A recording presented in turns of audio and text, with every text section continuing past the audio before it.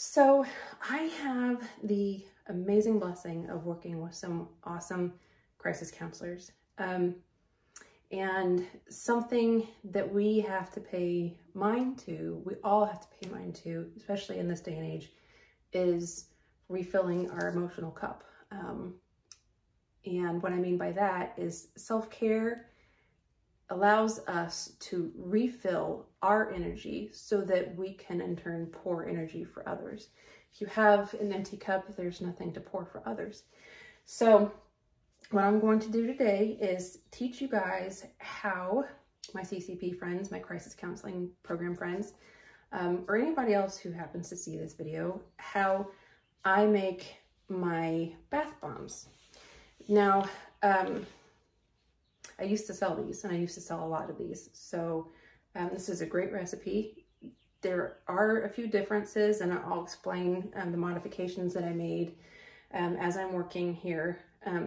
It's just one, maybe, or two modifications that I did.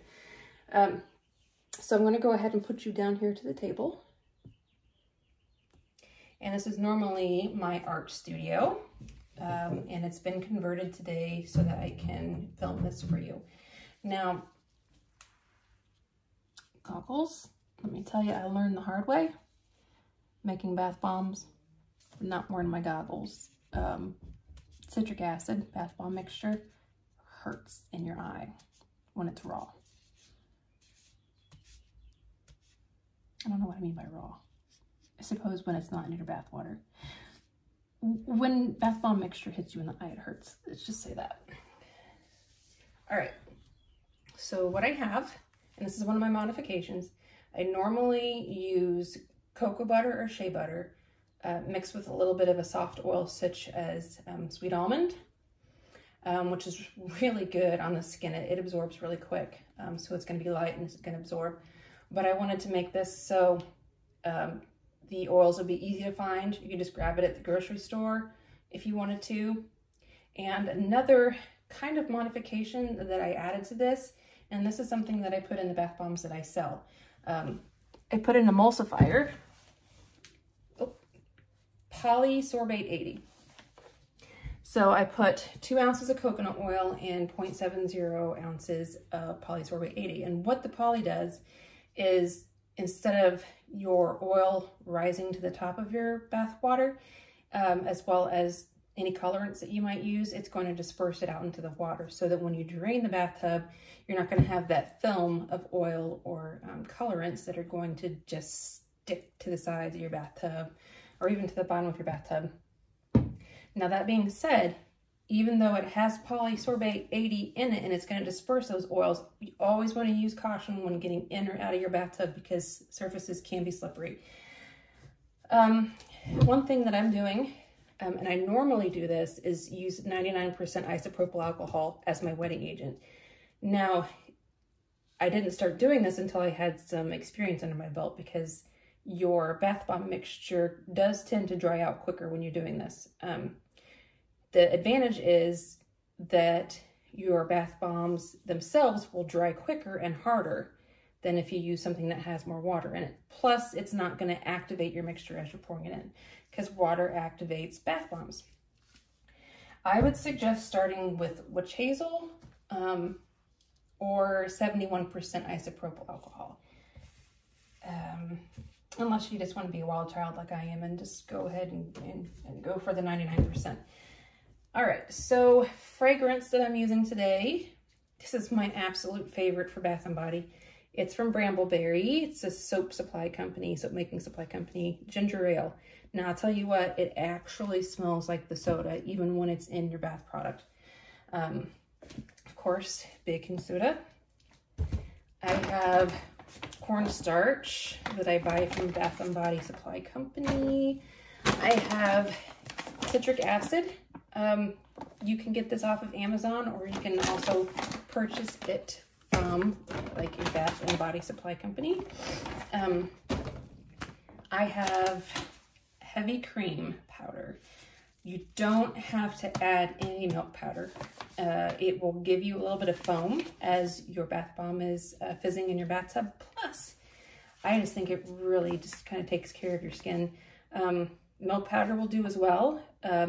You can use goat's milk powder. I would just suggest staying away from buttermilk powder because it tends to clump. But you can do whatever you want. This is your baby. All right, so I also disinfected all my surfaces, my microwave, my bowl, my cups and everything with alcohol beforehand and allowed it to dry. Because when you're making Bath and Body products, especially if you ever intend on selling, you want to make sure that you have sanitary surfaces before you begin. I should be wearing a hairnet. I don't have any, so I won't be selling these. Okay, so without further ado, you're going to have a 2-to-1, baking soda being the 2 to 1 of the citric acid. So I'm just going to go with my normal recipe, which is 3 cups of baking soda, and this is a 1/2 cup measure.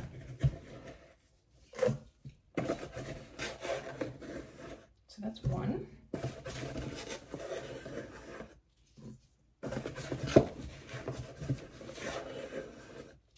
2.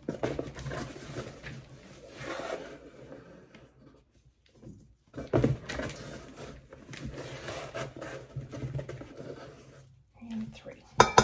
All right, so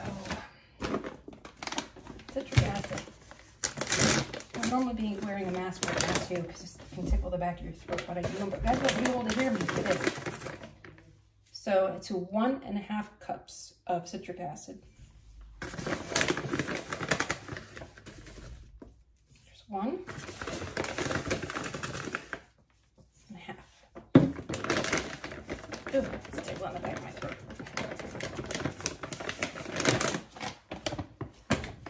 Okay, so I forgot to bring a tablespoon up here, but I'm gonna guess. I would say that that is about 1.5 tablespoons of cream.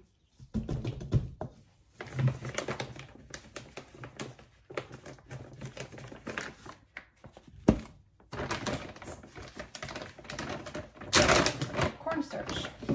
I'm going to do 1/2 cup of cornstarch.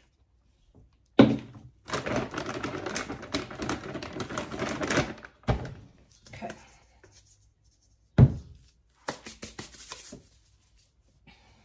Alrighty. So, gonna get your hands down in there, and any clumps, you're gonna break them up.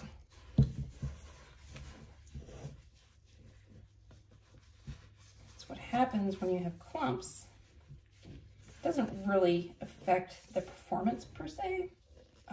Again, if you're going to gift these or show them off to the neighbor or to your family, or if you ever get to the point where you want to start selling, having clumps in your bath bomb mixture is going to give you what they call warty bath bombs.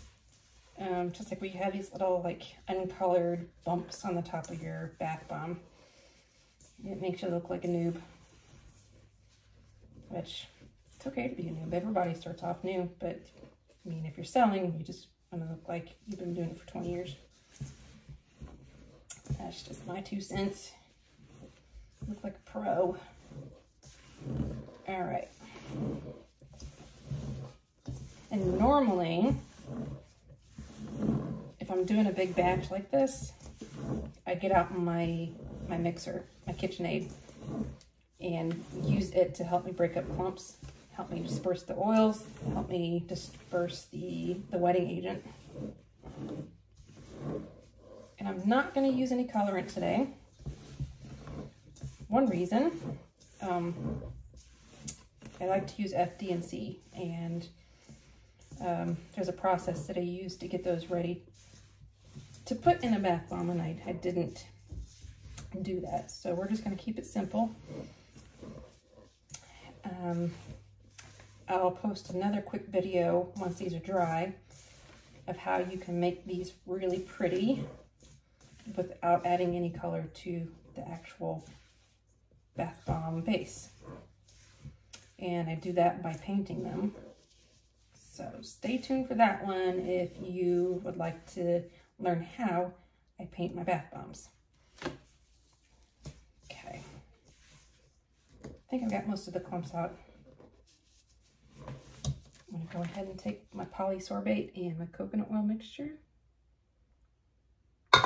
Just go ahead and pour that in there.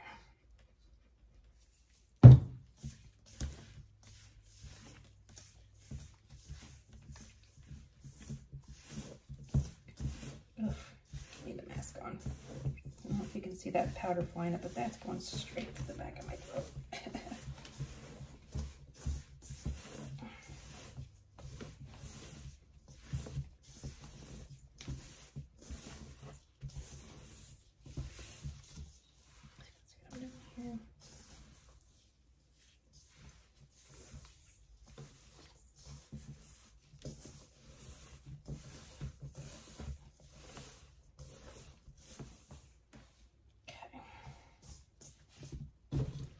Now fragrance.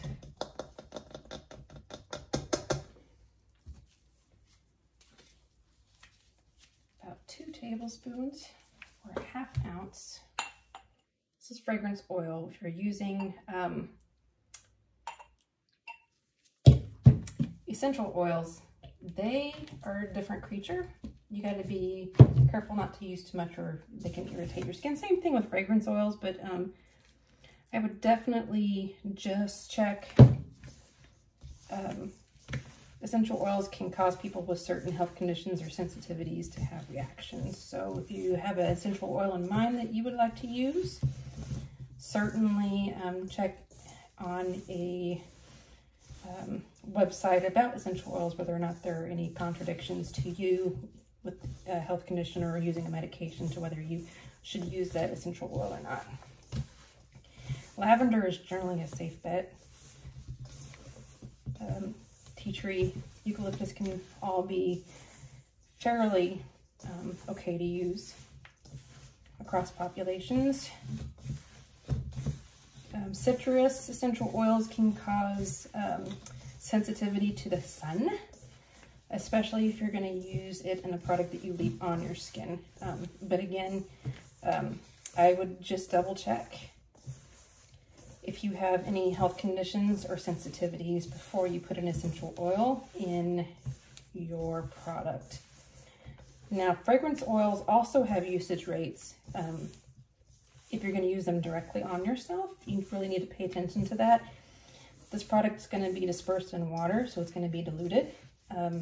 You still have to pay mind, but if you stick to around 2 tablespoons, if you're fragrance sensitive or you're worried about a skin reaction, a tablespoon.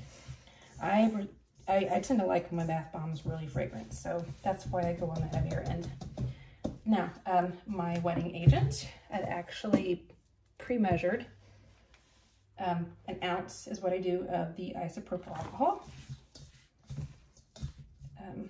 If you're using 71% for witch hazel, just make sure that you're spreading quickly because you don't want it to get down in there and activate your mixture. Like, pour it all in one spot and it's just going to fizz up. So I'm going to work quick here. So I know that this is going to start to dry out rather quick on me. So I'm just working it on.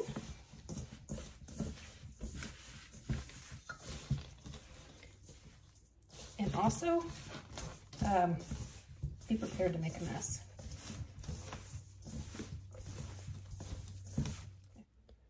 Okay, so now the making portion of, well, the molding portion of the bath bombs.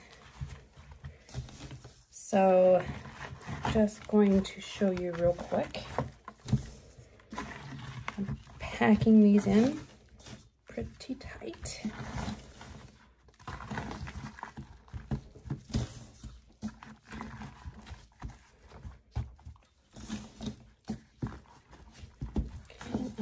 Go over, let's take that extra off the top.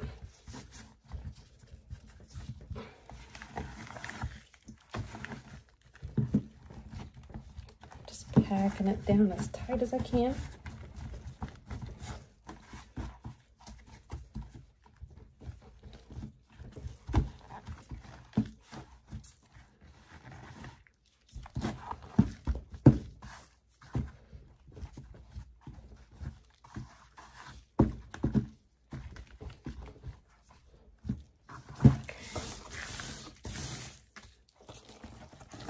turn my light over.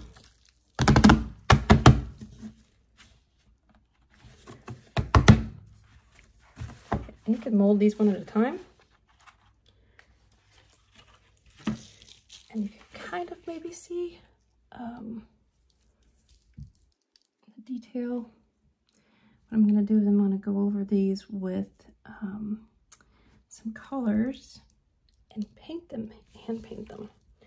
So that is how you mold your bath bombs.